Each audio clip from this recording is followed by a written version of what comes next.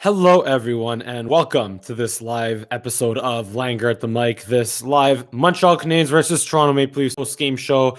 The Montreal Canadiens, they lost 4-2 to the Toronto Maple Leafs, and while the Canadiens came out flying in the first period tonight, penalties late in the first really gave the Leafs more momentum, and the Habs started falling apart and were awful in the second period, getting stuck in their zone a lot, turning the puck over, sloppy on defense. Then obviously the Leafs tied up in the second, and they got 2 goals within a 60-second span early in the third period, and that pretty much sealed it for the Leafs. Tatar did get one late in the third period, but then Zach Hyman scored the empty netter, and that one iced it. And to me, what kind of stood out to me, I was thinking right before I went live here right now, is I was just thinking that the Montreal Canadiens are supposed to be better than the Leafs at depth and defense. But tonight, the Leafs' depth actually picked them up, and the Leafs on defense, although they were not good in the first period, they actually limited the Canadiens to a lot of shots, sure, but not many high danger, high quality shots. And whenever Freddie Anderson gave up big rebounds, there weren't many Canadiens in the area to bury those rebounds. So, like I said, Dermott scored, Hall scored, Mikheyev scored, and Zach Hyman scored, but Matthews, Marner, Nylander, and Tavares did not score for the Leafs. So, and again, the Habs are sloppy in their own end all night. So in this game, the way I really see it is that the Toronto Maple Leafs, they out-depthed and out-defense the Montreal Canadiens in this one, if those words make sense, but they probably don't, but you know what I mean. So without further ado, let's get into our good and bad habits in this one for the Montreal Canadiens. So from the top, Josh Anderson, of course. I'd like to think, Josh Anderson, if I really hope he could be a real Leaf killer this year. We got Tyler Toffoli, the Canucks killer. Hopefully Josh Anderson could be a Leaf killer. With that goal he scored, honestly, I didn't realize until after the fact that he was the one, he took out a Leafs player on the near the benches there. He hit a Leafs player into the bench and then skated right away up ice and took the pass from Drouin in the neutral zone and just buried it 5-hole on Freddie Anderson. It was a nice take to the net. I think it was I don't know if it was Mark Denier, someone on Twitter, who pointed out how Josh Anderson will never settle for the far shot. He'll always try to take an extra stride or stride and a half closer before he unleashes his shot on net, and that gives him, obviously a much better opportunity to create dangerous chances. And he buried it 5-hole on Freddie Anderson, even though he was out very far to challenge Josh Anderson. Right? I apologize in advance, by the way, if I confused Freddie Anderson and Josh Anderson. But yeah, just in that situation, again, Josh Anderson was better than Freddie Anderson. And also, and obviously that was Josh Anderson's ninth goal of the season, but also don't forget that the work that Jonathan Drouin did to create that turnover in the first place, that just awesome positioning the neutral zone, created the turnover, fed Josh Anderson down the wing right away. And that's my next good habit here is Jonathan Drouin, because there was a turnover he caused on the Josh Anderson goal, and then there was another turnover that he caused later in the first. It was when Josh Anderson and Drouin and I think the Suzuki, they're all changing coming into the play, but Drouin wisely picked off a Leafs breakout pass or transition pass in the neutral zone, and that led to another nice chance. I forgot who took the shot, but it ended up right underneath Freddie Anderson's left pad. And that could have very well squeaked by him. But again, just Drouin's playing the neutral zone, and also defensively. I remember he broke up a play on William Nylander. I think that was also in the first period. The only knock on Drouin, though, is, again, just needs to shoot more. He had one shot on goal, a good shot on goal. And Drouin even spoke about this earlier this week, how he needs to take, or how he's looking to take better quality chances over quantity of chances. But to me, you need a little bit of both. You can't just have like 1 or 2 shots a game. You need to find ways to get the puck to the net. Even if it's not the best scoring chance, you want to obviously find that quality scoring chance. But if it's not there, you know what? Putting the puck on net isn't a bad idea, even if it's not the highest quality scoring chance. But again, Drouin, overall, I really liked his game today. Nick Suzuki also, he had no points on the night, but he played as much of a 200-foot game as you possibly could, because again, he was creating turnovers as usual. And there was one shift in particular where I think it was right after a Leafs power play, where He almost forced a turnover, but he whiffed, and the Leafs came up on a 4-on-2 rush. This was in the first period. The Leafs rushed at 4-on-2, and Suzuki hightailed his rear end on the back check and broke up the Leafs slow developing odd man rush into the Canadian zone. And I think on the very same shift, something similar happened. Where he was caught deep, but he back checked yet again and broke up another Leafs rush. And he honestly, Suzuki right now is the Habs' number one center. I mean, he's playing. He led the Habs in ice time, or the Habs centers in ice time, with 19 minutes 27 seconds. Again, as he continues to improve at his faceoffs, I think he was a little bit better tonight with faceoffs. I'll have to double check that, but as he improves with his faceoffs, I'm pretty sure he's their number one center right now. Suzuki is, right. So and he's 21 years old, and he'll just continue getting better. But Danault, on the other hand, we'll get to Danault in a bit. I do want to talk about Yoel Armia and his return to the lineup, sliding in for Paul Byron. And I think it's pretty clear to say, or pretty easy to say, that Yoel Armia brings so much more to the table than Paul Byron has in the last, 5, 6, 7 games that since Yoel Armia has been out. He was good today. There was one play in the first period, or one sequence in the first period, is weaving in and out several players. He also drew 2 penalties, a high sticking penalty in the first. I don't know what NHL players have a wrong, or what problem they have with Yoel Armia's face between the hit to the head by Tyler Myers and then the high stick to the face that he took. I think it was Justin Hall at the blue line, right? It should have been a 4-minute penalty because he was clearly bleeding on the play, but whatever. NHL ref officiating inconsistent as usual. He also drew another penalty on a very strong wraparound attempt and take to the net, but just to fully miss on the follow-up chance with the rebound. And also Yoel Armia tipped the puck from Romanov at the blue line that led to the Tatar goal, and he was obviously in front of the net, so his net front presence led to the Tatar goal.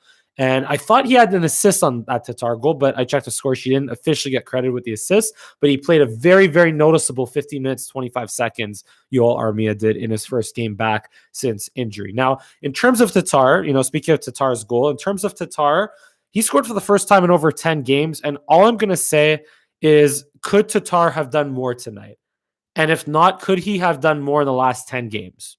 And that's all I'm going to ask. The 10 games he wasn't scoring. What if he scored a goal in that Calgary Flames game where the Habs got shut out 1-0, or essentially 1-0 with the empty net goal? What if he scored in that Ottawa Senators game? I'm just going to ask, could Tatar have done more overall, not just in this game? He broke his goalless streak in this game, but could Tatar be doing more? I think so. Now, my next good habit is Jeff Petrie. Jeff Petrie, by the way, I realized only halfway through that Petrie wore the A in this game for the assistant captain in Byron's absence. I think that should be a permanent thing. It's not so much it kind of is just Paul Byron is just not contributing enough to be in the lineup, given what Perry's doing and given what Armia has done tonight, what Lehkonen and Evans are doing. There's just not a place for Byron in the lineup right now. And anyway, so again, Petrie wore the A on his jersey today, and he played a really good 200-foot game as well from his defense position. Even when he applied the attack, he would back check really well. One particular play with Mikheyev in the first. And then there was also the nice back check in the second period. Also, he had to bail out Joel Edmondson several times in this game. And look, he had 3 shots on goal. I think it was a -1 for being on for either the Hall goal or the empty net Hyman goal. But still, I find Jeff Petrie played a really, really good 200-foot game today. Now, I'm going to put Evans, Perry, and Lehkonen into one good habit here. Because Corey Perry continued to do things tonight that would, validate him staying in the lineup over Paul Byron, right? He had a really nice spin move on Morgan Riley in the first period, but just let off couldn't get a good shot off on his backhand. And Lehkonen, of course, was great in coverage, especially on the penalty kill. He took away several chances away from Austin Matthews. Jake Evans in the first period made a really nice play where he literally held onto the puck for a good, 5-10 seconds and killed a lot, 5 to 10 seconds of the Leafs penalty in the first period there. And then also Lehkonen and Evans, they kept getting chances on whenever they're on the ice, but Freddie Anderson made some nice saves. And also Evans won a really nice face-off, really important face-off late in the first period. And on one of the chances that they all created, Perry just missed the net on the power play off the rush. But with that being said, again, the penalty kill, the Leafs power play coming into this game, it was at like 36.5%, one of the best in the NHL. And the Habs did a really, really good job against them on the PK. The Leafs only had 2 power plays in this one, but they didn't score. And the Habs did a really, really good job in terms of their stick positioning, in terms of, limiting Matthews, Marner, Tavares, Nylander with good looks on Carey Price. And then obviously we're really good on the forecheck as usual on the PK. Now let's talk about Carey Price, though. To me, Price made the most key saves in this game than he has all season long. Like, I'm talking about big key saves. He made more key saves in this game than in any other game. He made a huge save on John Tavares in the second, who was left wide open by, I think it was Suzuki and Weber, who were late covering him on the Leafs power play early in the second period. He made a really nice glove save on Muzzin later on in the second as well. A great save on that was in the third period at that point, the glove save on Muzzin. Made a great save late on William Nylander off a deflection. And I found he did a really good job keeping things under control in the first period. But the goals, though. So the Travis Dermott goal was a really nice shot on the blocker side. And I think it was sliding down that left wing. I think also Price was partially screened. I think it was Ben Sherratt. Yeah, that was screening him. We're going to talk about Sherratt in a bit as well here. So that was a really nice shot by Dermott. But to me, what bothers me, though, is that it was that Hall goal. Yeah, it was that Justin Hall rocket from the point. Because although, yes, Justin Hall should have been absolutely covered on that play, 4-on-4. That's a breakdown in defensive zone coverage. And Justin Hall had all the time in the world to wind up as hard as he could and rip it high glove on Price. But to me, that was a shot from far out and in the clear with no traffic in front. And to me, Price has to stop that. It's not a matter of not going down early or of going down early, because whether Price stays up or goes down early won't really make a difference there. But what would make a difference is the fact that, it's reading the release of Justin Hall's blade. And when I watched that replay a couple of times, Justin Hall had his blade open the entire time, which means he's going as a right-handed shot. He's going high glove. So look, again, he's still an NHL defense, like a 6'6" NHL defenseman with a really hard shot. But again, Carey Price at that point in the game, that's one that you want him to stop, in my opinion. And then obviously, look, the Mikheyev goal was no chance by Price. That was just awful coverage by Kulak and Romanov.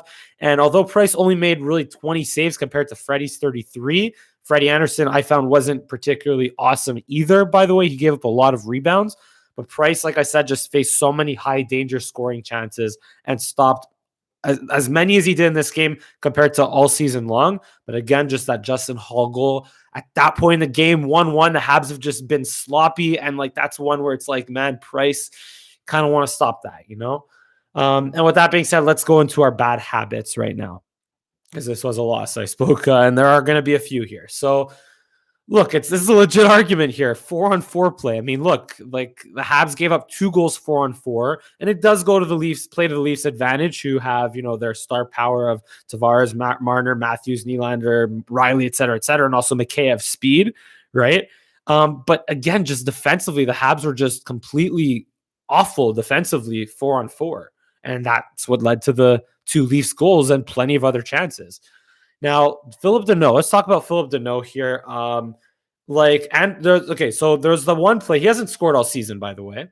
He's in a contract year, and of course, there's been a lot of, back and forth rumors about the offer that he declined from Bergevin in the offseason. But to me, there's one particular, in the first period where Freddie Anderson is caught wandering out of his net and turns the puck over, and Phillip Danault is in a perfect spot to cash in on that.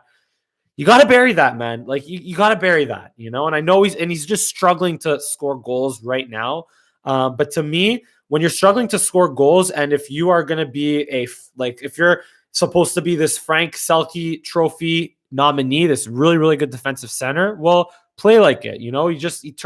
There's multiple turnovers throughout the game, including there was several late in the second. He only won 4 faceoffs in this one. He only played 15 minutes and 31 seconds. And look, I said right from the top before this game, like right as this game started, that Philip Deneau has to have a really big game today. And he has been playing better of late, but the bottom line is the Montreal Canadiens, they need more from number 24. Plain and simple. And Ben Sherratt. Ben Sherratt was, he was bad tonight. He was really bad. He turned the puck over multiple times, especially in the first period. There was one play where Gallagher did a really nice play, causing a turnover, and he fed Sherratt, but Sherratt either fanned on his pass or something, and then the Leafs rushed with Matthews and Marner, and eventually Weber took a hooking penalty, which wasn't a good penalty, but that was all set up by Sherratt's turnover at the blue line. And then obviously, like I said, on the Dermott goal, that was also caused by a Sherratt turnover before that. And just I find, look, he's been steady all season, but Sherratt was a really, really bad liability tonight, and he needs to be better.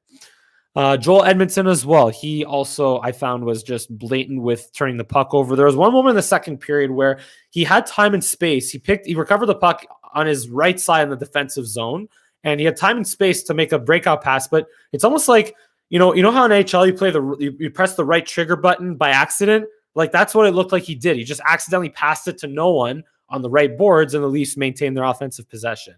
And then there was another one late in the third against the Matthews line, which led to another chance and didn't end up being a goal. But yeah, just Edmondson didn't play his best game tonight either. And then, of course, the guys who played their worst games on defense tonight were Romanov and Kulak, man. Like they were just really, really, really, like even in the I think it was the second period, Price had to make a big save on Kerfoot because they just let Kerfoot, Kulak and Romanov just let Kerfoot glide into the slot and just rip one right at Price.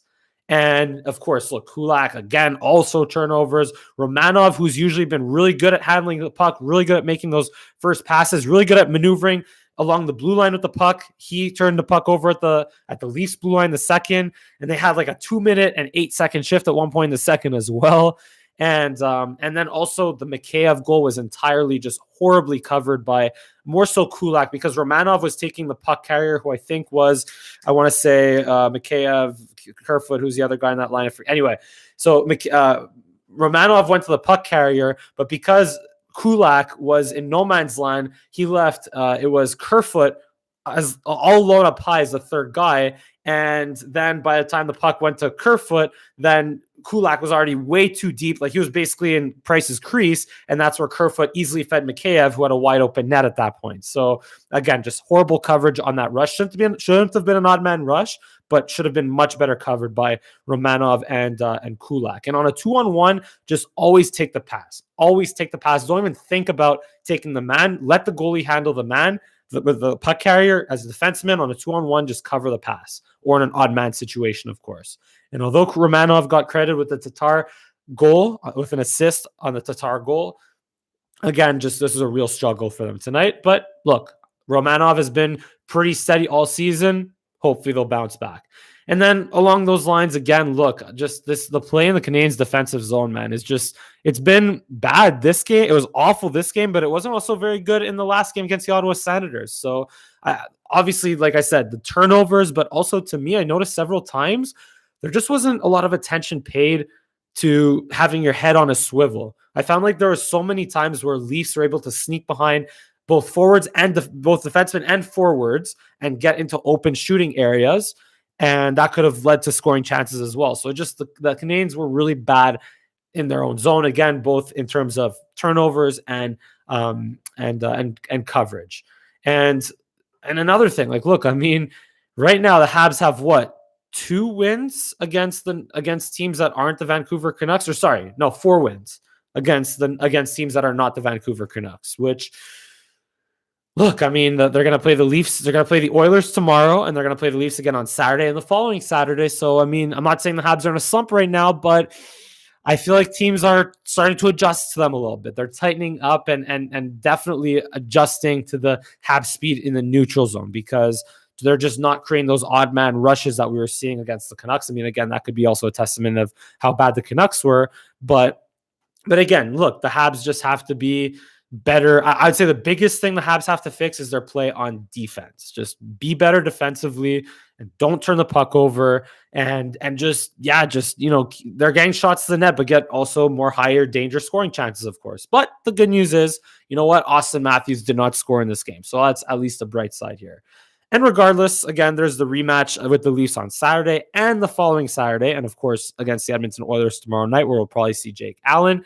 But the Leafs have a 5-point lead on the Habs right now for the North Division standings. But here's the thing, though. Even if the Leafs beat the Habs for the next 8 times they play each other again this season, I'm pretty confident that both teams will make the playoffs.